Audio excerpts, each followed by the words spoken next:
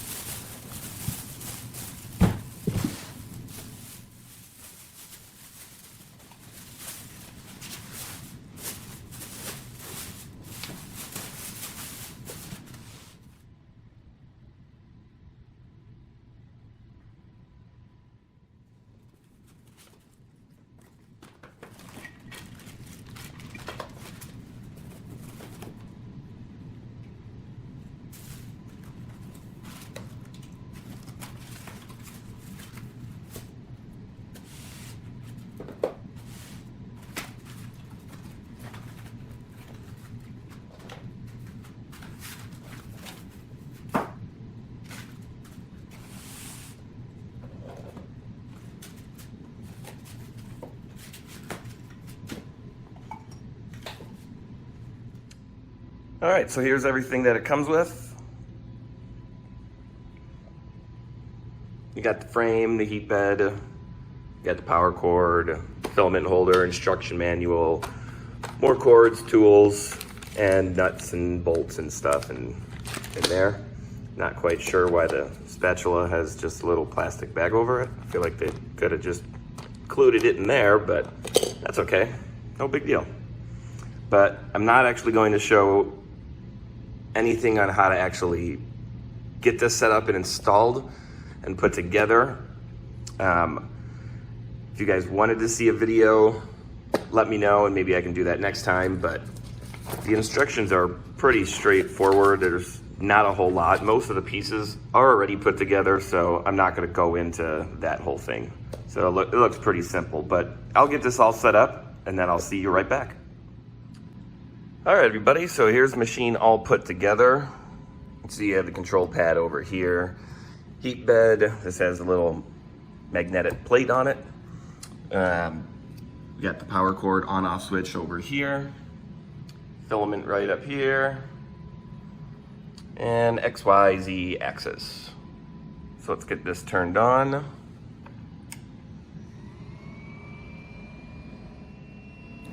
All right, so the controls are really easy to use. All you really got to do is just, if you want to get to the menu, just push the button in, and then you'll have the info screen, prepare, control, print from SD. So basically you'd want to go to prepare. You'd want to start by homing it. I've already set this all up, so it's already ready to go, so I don't have to do this. But I'm just going to kind of walk you through some of the things that you have to do. You'll preheat the PLA before you're going to start. So let's say we wanted to move excess. We can move XYZ extruder. If you want to move it 10 millimeters, 1 millimeter, 0.1, you just click on it and move it over.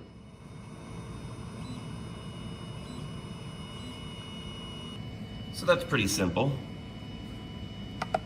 Press the button, go back, press that little up arrow, that takes you back. So to level the bed, you'll set it up, you'll put a piece of paper down, and you'll turn these dials to where the paper just barely moves underneath the extruder head. And you'll do that for all four, all the way around. That way it'll be nice and level. All right, so now that we want to start our first print, we'll go to prepare, we'll go to preheat PLA, and we'll preheat the PLA and the bed, and you'll see the numbers go up. So that's the target, and that's what the temperature is. And then we'll go to print from SD. So I'm just gonna run their test print, which is this owl. And The software they're using is just Cura. It's nothing it's just like a base standard slicing software. So we'll go to print from SD. We'll go to OWL G-code. And then once it reaches the temperature is when it will actually start. So it's heating the bed, as you can see right here. And it's basically there, so once that happens, then it should start printing. And there it goes, as you can see. It's gonna come down. It's already leveled. So let's see how this goes.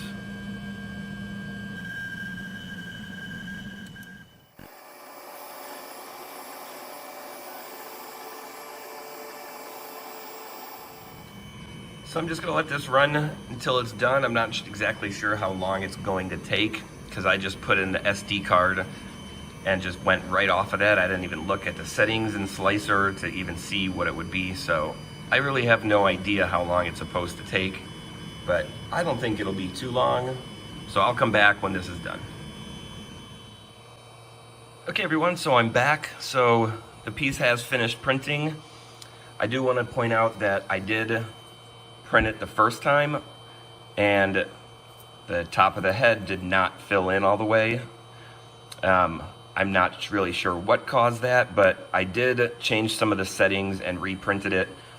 And some of those settings I changed was I changed the temperature that it was at for the extruder from 190 degrees to 210 degrees.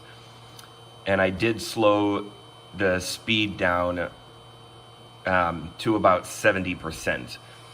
And I think it was just going too fast and then it just didn't fill in, and possibly the extruder temperature didn't stay hot enough when it moved over smaller parts or something, so it just started lifting up and then it was printing in midair. So I had to stop it, change some of the settings that I used on my other printer, and that seemed to work out just fine. And as you can see here, the detail came out really good. You can still see some print lines, but it's really not that big of a deal. Let me go ahead and turn this printer off so you don't hear that background noise. Yeah, I mean, it's pretty dang good. I can't complain about the print quality at all. It looks exactly like it's supposed to. I think if I would have printed the same model on the resin printer, which is this one right here, I could have gotten even way better detail and virtually you wouldn't see any print lines whatsoever. But for a FDM printer like this one, this works amazing. I like how this plate comes off, so you're not printing directly on the hotbed itself and the heated plate. Compared to my other one, my other printer has a glass bed, and I've actually broken that once because it would get so hot I'd try and peel the piece off and it would crack. This comes right off. If I ever need to replace this, I can easily pick up a new one, no big deal. So I do like how you're very easily able to use this control panel. I think one thing that would be nice would be to have a touchscreen instead, but really that's not a big deal. The knob turns really easily. It works how it's supposed to work. Controlling everything, changing the temperature if you need to the nozzle, print bed, the fan speed. It's all very easy to use. It doesn't take a rocket scientist to figure this out. You get to see everything that's going on, what your temperature is. That way you can notice a problem if there is a problem. If your extruder stops heating up or the bed plate stops heating up, you can stop the print. You can do what you need to do. I like that you can resume if there's a power failure, which I'm not sure if it'll do it now because I already turned it off and back on again, but let's see what'll happen. But it does boot up really quickly. Yeah, it doesn't. But before, once it finished and I just turned it off, when I turned it back on the first time, it said resume printing. Even though it was already done, that's okay, but it does have that option. I do like where the filament goes in. It's easy to feed it into this tube. So if you run out of filament, you can more or less, as it runs out, just feed another one into it. So I have about 20 rolls of filament that only have a little bit left. So I could just keep feeding it in and till it's all gone, so I can get rid of some of these rolls that I'm just never gonna use because there's only maybe 100 grams left on each one. So if I'm printing something that's quite big, it's gonna run out. But it's easy to just stop the printing, restart it where you left off.